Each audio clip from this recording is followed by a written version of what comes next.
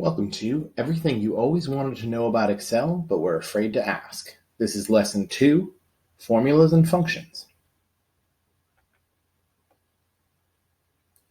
Here's what you'll need for this lesson. Microsoft Excel 2016 or 365. This lesson's example files. Speakers or headphones. If you can't hear me, you're not learning everything I'm teaching. And ideally at least 2 monitors, one for the video and one to follow along with the example files. You can get away with only 1 monitor, but you may have to pause more frequently to try out the different concepts we cover. Here's what we'll cover in this lesson. The definition of formulas and functions. Introduction to cell references. Introduction to formulas. Introduction to Excel's built-in functions.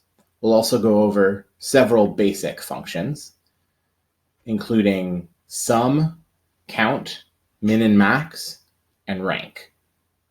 And we'll also talk about different types of cell references.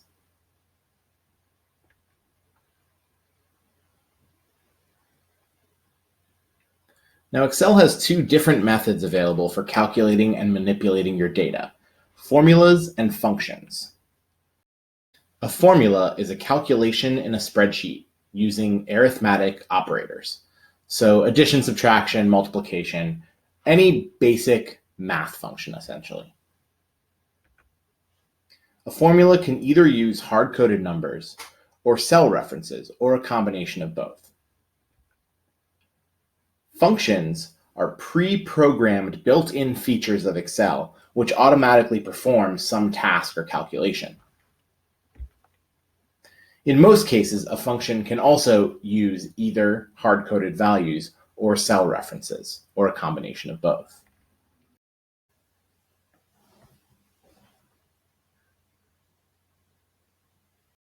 I mentioned a moment ago that you could use cell references in place of hard-coded values in your formulas and functions, but what is a cell reference?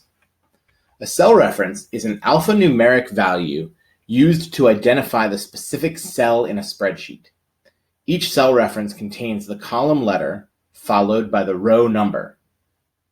For example, the 4th cell down in the 6th column would be F4. You can click or select a cell to see its address in the name box here.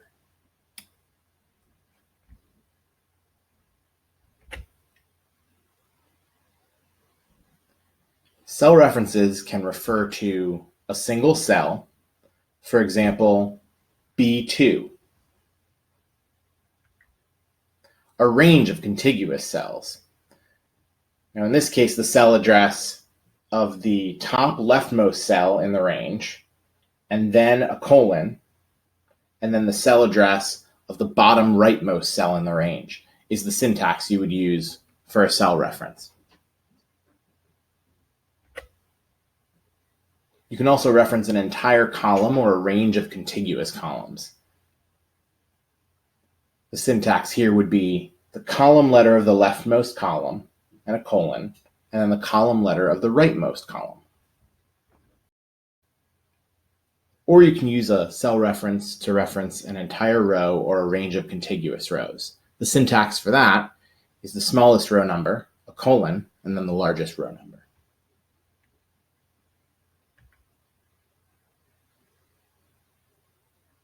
All right, now that we've covered that, we're ready to talk about formulas. Formulas are any basic arithmetic equation. All formulas start with an equal sign. You can write formulas using actual hard-coded numbers. Here are some examples. 400 times 3,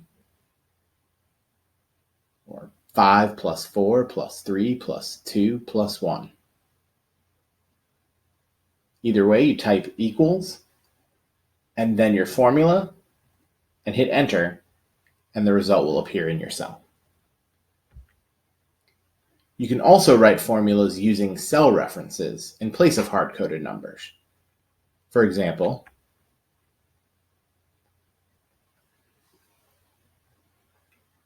Here you can type equals C2 times D2, and it'll multiply the values in those two cells. You can also click on the cells rather than typing the cell reference, and they'll appear in your formula. Sometimes a basic math equation isn't going to cut it. You need to do something a little more complex. In this case, we have functions. Now, Excel has over 450 built-in functions. All Excel functions take in a predefined set of input parameters and return a value or a set of information. Some of the most common basic functions, or at least the ones we're going to cover in this lesson, include sum, count, min, max, and rank.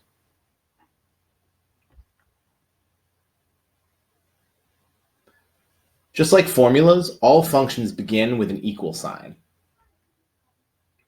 When you type an equal sign and then begin typing the name of a function, a list of available built-in functions will appear, sort of as an auto-suggest list.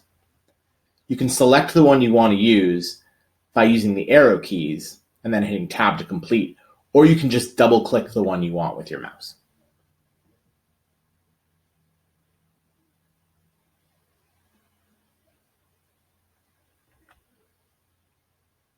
Once the function is entered, Excel will show you the parameters required for that function.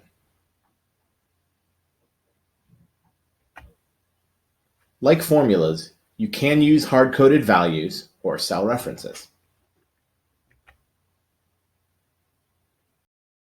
Before we move on to some specific functions, I want to take a moment to go over some time-saving techniques. Oftentimes, you're going to want to use the same formula or function down a column or across a row. Rather than retyping the same thing over and over again, you want to fill down or across. There's a few different ways of doing this. One that works with both down and across is selecting the cell you want to copy and using the fill handle to drag the formula down or across.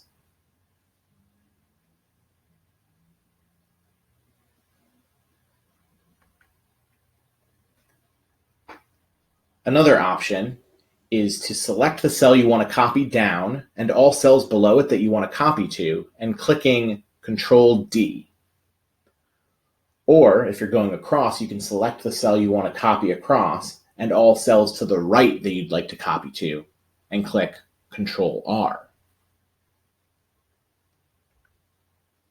Finally, if you're filling down a column, you can also select the cell you want to copy and double-click the fill handle, and it will automatically fill down the entire column. All right, now we're ready to jump into some specific functions. The most basic function that we're going to cover is the count function. We use the count function to return the number of cells within a given range that contain a number. The syntax for this is equals, count, parentheses, and then the range that we want to count. All functions use a very similar syntax. They're all equals, the name of the function, and then the parameters are in parentheses. And you can see this counts only the cells within that range that have numbers in them. It does not count the other cells.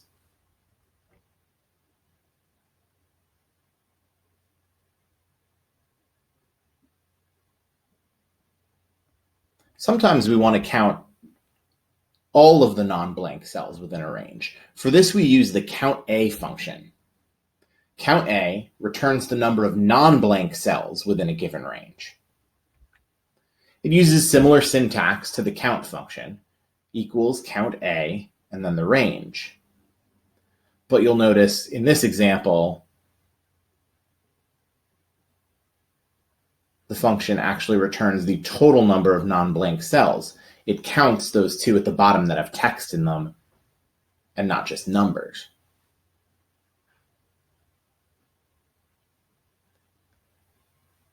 The final count function we're going to talk about today is the COUNTBLANK function.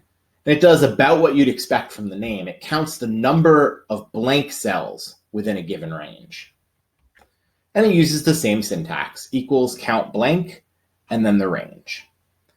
This is just going to return the number of blank cells within the range. So in the first column example here, it'll return a 1. And in the second column, there's a couple extra blank cells there. That's going to return a 3.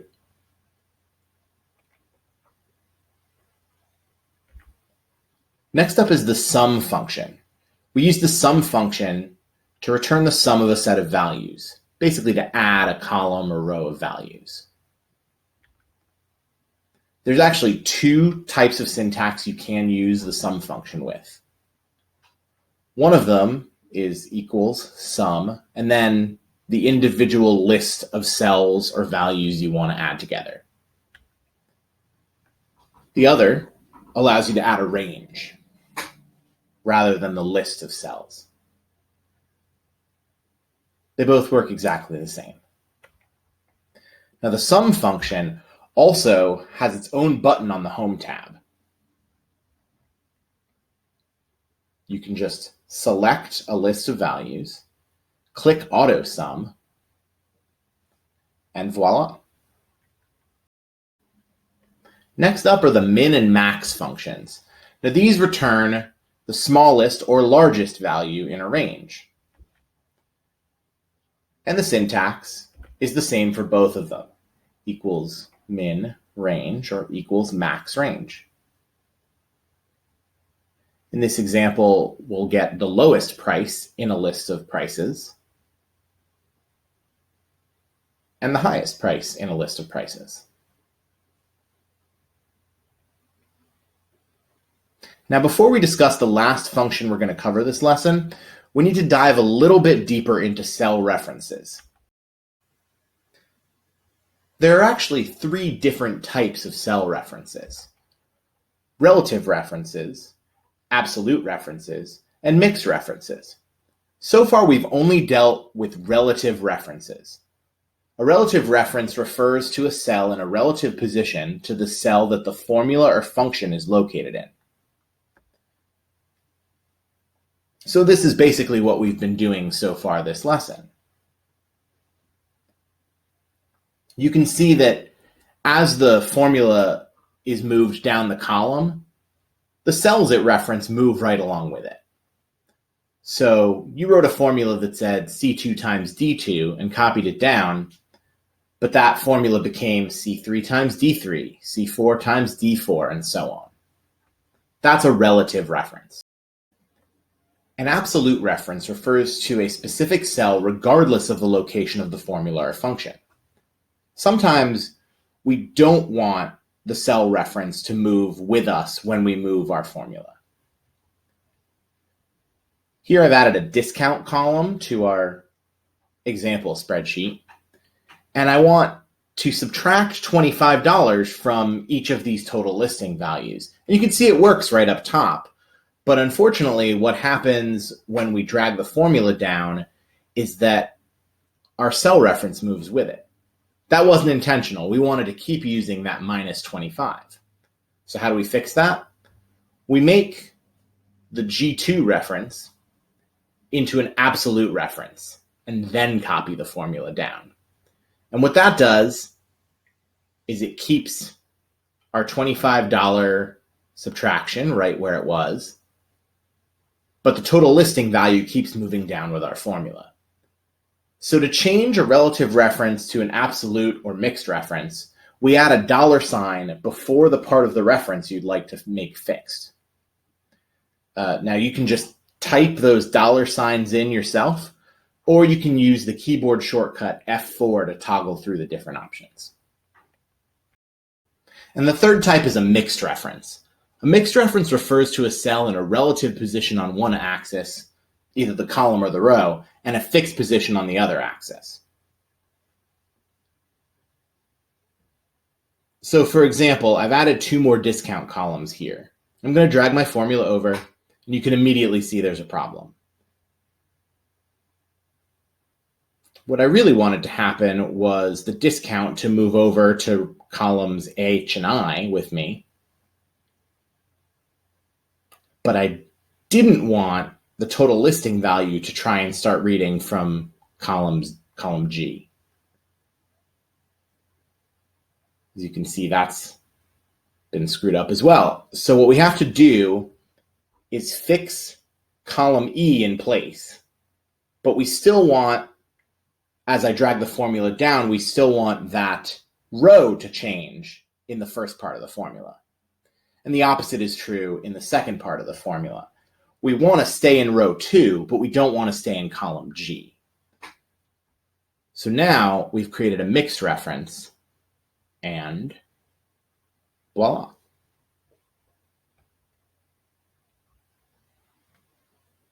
You can see all of these examples. The references stay exactly where we want them. So by way of a quick demonstration of these different types of references, I've made this simple spreadsheet just to demonstrate exactly how these work in a little more of a visual way. Now, I've gone ahead and put the name of each cell in all of these cells between A1 and G7. I'm going to show you how these references work. So if I make a relative reference to A1, and I copy that formula into all of these cells, you can see that that reference moves with it. So up here, we're referencing A1. Down here, we're referencing G7, and everything in between is referencing something in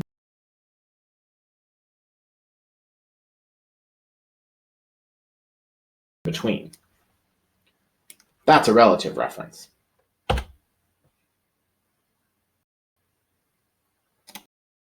Now, if I wanted to do an absolute reference,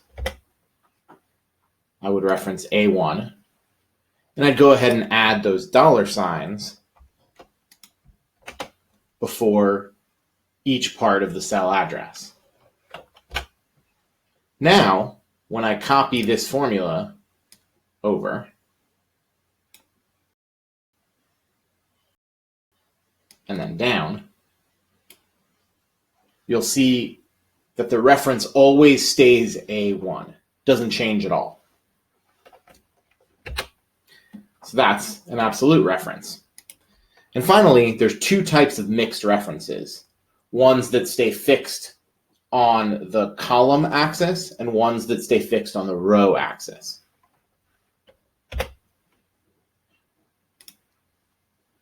If we want to stay fixed on the column axis, we put a dollar sign here.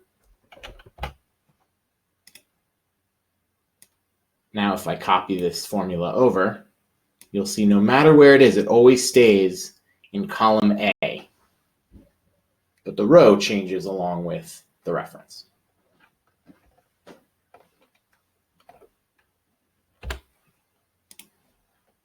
If I do the same thing, but I put the dollar sign before the row number,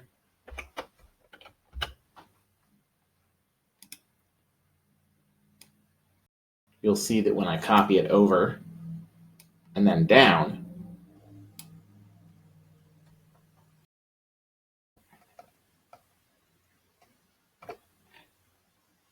there's one more quick shortcut I want to go over, and that's how to change a relative reference to an absolute reference to a mixed reference.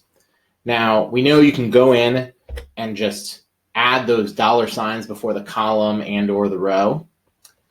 But one other thing that will speed you up a little bit once you get used to this is that shortcut key I mentioned before, which is F4. So the way this works is once you've typed in a reference, if you hit F4, Excel will toggle through the different options as you repeatedly hit F4.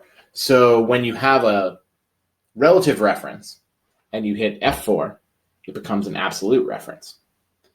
You hit F4 again, it becomes a mixed reference with just the row fixed. Hit it again, and you'll get a mixed reference with just the column fixed. And finally, back to a relative reference. So throughout this lesson and future lessons, you'll see me typing formulas and functions pretty quickly, and you might see me switch to a relative or a mixed reference. Now, I'll usually tell you that I'm doing that, but I'm not going to every time explain how I do it or how I do it so quickly. Now the last function we're going to cover today, that's the rank function. Now there are actually 3 different rank functions in Excel. There's the original rank function, which I believe was deprecated with Excel 2013. And then it was replaced with 2 new versions, the rank EQ and the rank average. For purposes of this class, we're going to use rank average. The 3 have the same syntax and roughly equivalent functionality. So we use the rank average function to determine the rank of a value within a range. The syntax for that is equals rank.avg, parentheses, the number we want to rank, the reference range that we want to rank it in, and the order that we want to sort. So in this example, we're trying to figure out essentially the rank from cheapest to most expensive ticket price. So we select the price, the range of all prices, and then either 0 if we want to sort descending, or 1 if we want to sort ascending. Now you can see as I copied this down, we've got a problem here. Because the rank is relative to a specific range,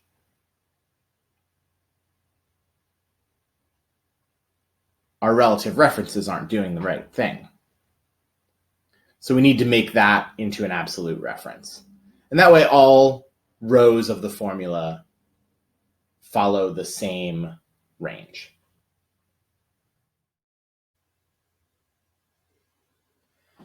Finally, I know at this point you might be thinking, how can I remember all of this? I'm totally lost.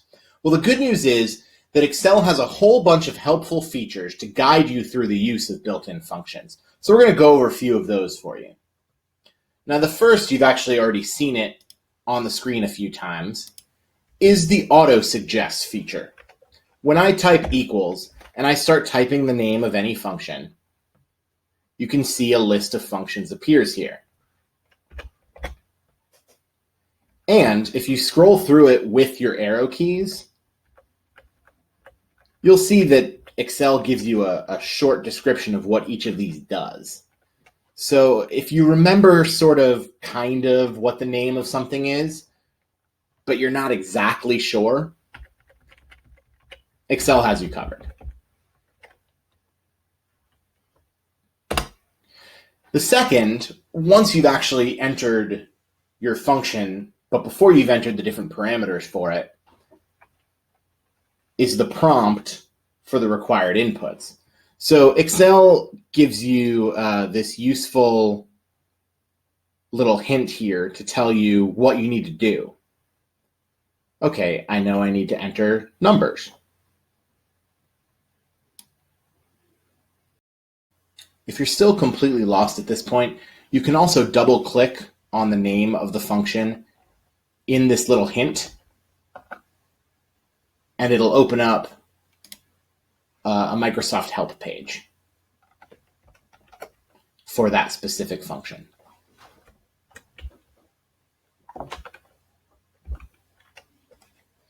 Now, this is great if you kind of know what the name of the function you need is, but you can't quite remember, or if you know what the name is, but you can't quite remember what the input parameters are. But what if you just can't remember what the thing is called at all? You've tried a million things and you're just not even close. Well, great news. Excel has you covered there too. Up in the Formulas tab, in the ribbon, there's a whole function library. Now, I resort to this a lot, the recently used functions, because I've used a lot of different ones and because I use the same ones repeatedly. But this is an option. If you know you've used it recently, it might be up in here. Otherwise, Excel kind of groups the different functions into categories. You've got your financial functions, logical functions, text functions, date and time, math and trig. This is where your sum and your count come in. So you can find them here.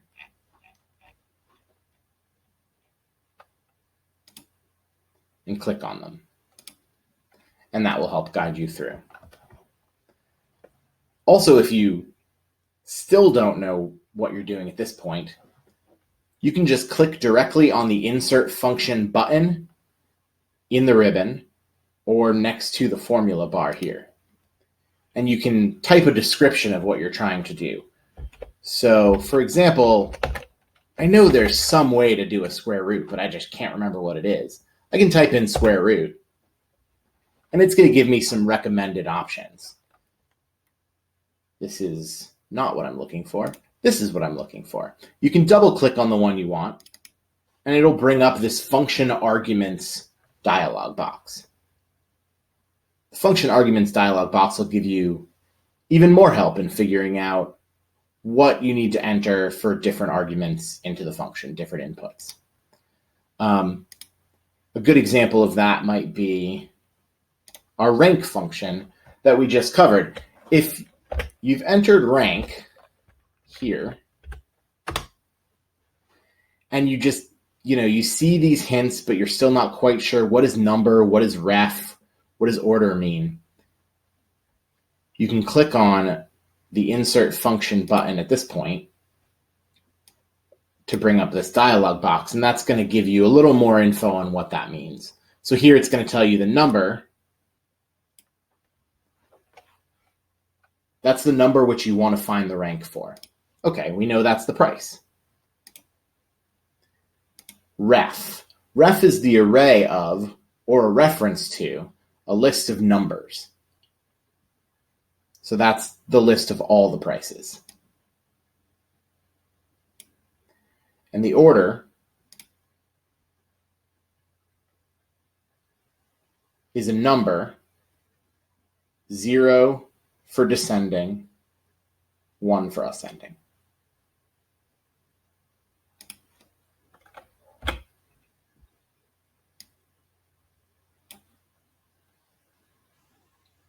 And then you hit OK. And we made the same mistake again. Look at that.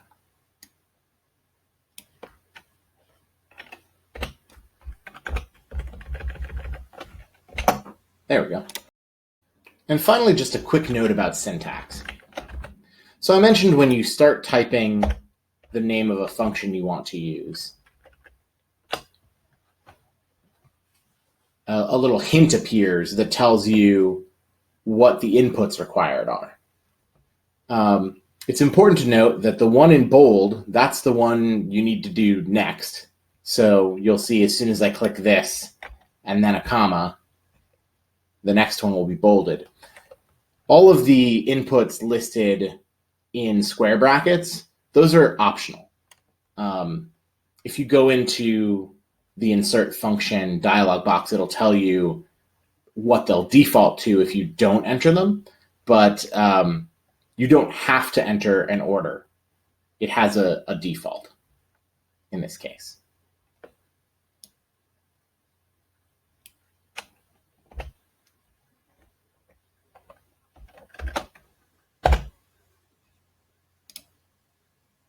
And you can see in this case that default is descending. So if we wanted to use ascending, like we've been doing, you have to provide that one. And that's it for this lesson. Let's recap what we've covered. We learned to define and differentiate formulas and functions. We learned to understand and utilize cell references. We used some basic formulas and some simple functions. And we used Excel's Insert Function tool in Formulas menu. Thanks for watching, and join us for the next lesson.